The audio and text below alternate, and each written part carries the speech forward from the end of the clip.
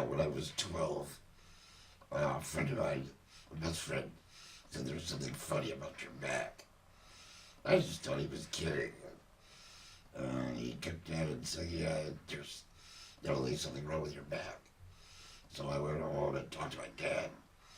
He said, there he is. It looks like there's something wrong with your back. And went to the doctor and they said, it's scoliosis, curvature of the spine. And then a lot of the times I would take a lot of aspirin, and it led to being in the hospital because I took too much aspirin and gave me an ulcer. And so they said, okay, you better not do that anymore. And I took Tylenol. Not too long after that, then I got saved, and I realized that I shouldn't even. I said, okay, I'm just gonna put it in your hands, God. I'm not even gonna say Tylenol anymore, and it really helps because he was able to do a lot more things than I ever thought I could. Try self, and then finally, another time I went to South Africa to visit missionaries. And while I was there, I got some kind of influenza, and it led to pneumonia, 3 months in the hospital. That's where I got this thing. But I've all many times just see God help me in various ways to get through it, and when I really need to do whatever I can to serve Him in any way that I can see. God has blessed Karen and me with 10 children, and 4 of them were born with hearing disability, hearing impairment, and so 4 of them have cochlear implants. And in addition to the hearing impairment, our Katie here was born with cognitive disabilities, and so there's some learning development issues there that we have ongoing with her. God has just really blessed us in the giving of these children to us, and He's worked in our lives in a number of different ways and continues to do that. He has shown us the incredible value of all human life, and reminded us of how uniquely He creates every individual person, and He finds great value in them because He has made them in God's image. And I would say the disability part of it has blessed our family because I think that it daily reminds us of how we need to depend upon the Lord and how we need to love one another better in a more humble, compassionate, patient, Christ-like way. And so we hope that God is more and more honored and glorified in our family as we learn to love Him supremely and to love one another well. So Kobe has autism, and what that means is that his brain is connected differently. Yeah. And so what are some things that are hard for you because of that, Kobe? Math. Sometimes remembering. Remembering. Right? And doing things like bike riding, right? Yep. Yeah. But praise God, we can do lots of other things, right? Like, what do we like to do instead of bike riding? Video games. And reading books. Mm-hmm. And taking Reese for a walk, our dog. Yeah. And going on hikes. Yep.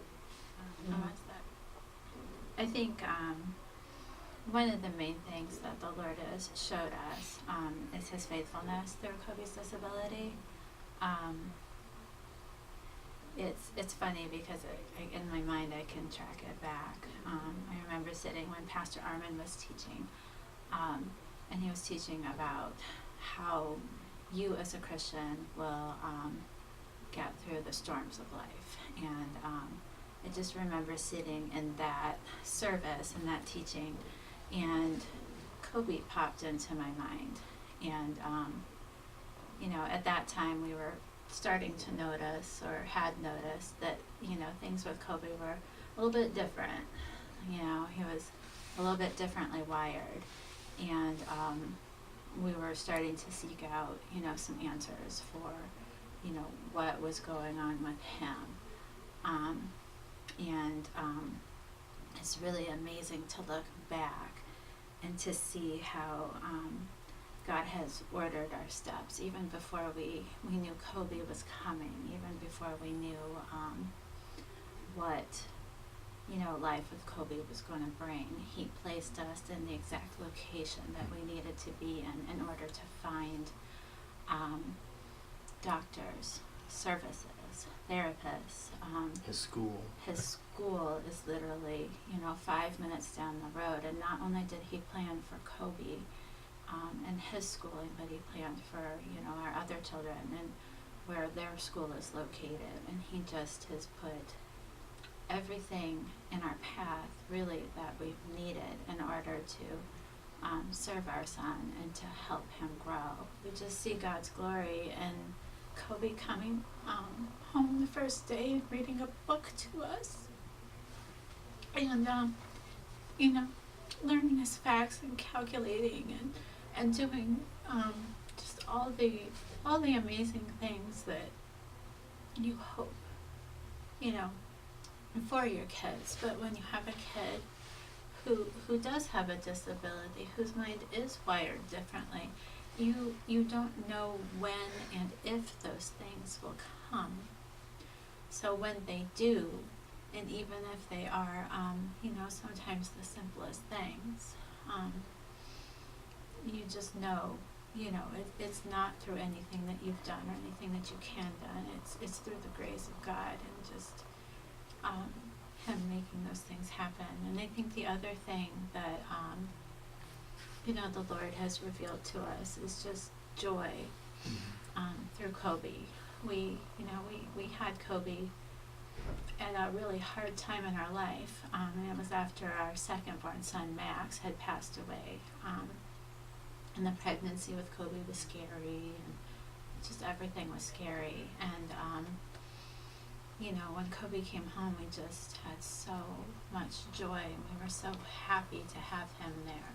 All through it, the Lord has just sprinkled Kobe with such a great sense of humor, and just he's such a sweet, kind, compassionate kid to be around. So you know, when you think of the fruits of the spirits, you know, he's built that into Kobe. And if you know Kobe, or you get to know Kobe, you know, you'll see those things in action every day. He's, you know, it's a joy to watch the Lord mold Kobe's heart that way. He has a servant's heart, and I think it's going to be exciting to see what the Lord has planned next for Kobe, as we do have, you know, decisions to make with high school coming and all of those. And we're just going to have to continue to do the same thing we've done, is to walk by, you know, faith in the Lord and know that his plan is much better than any plan, you know, that we could come up with. We just have to trust that.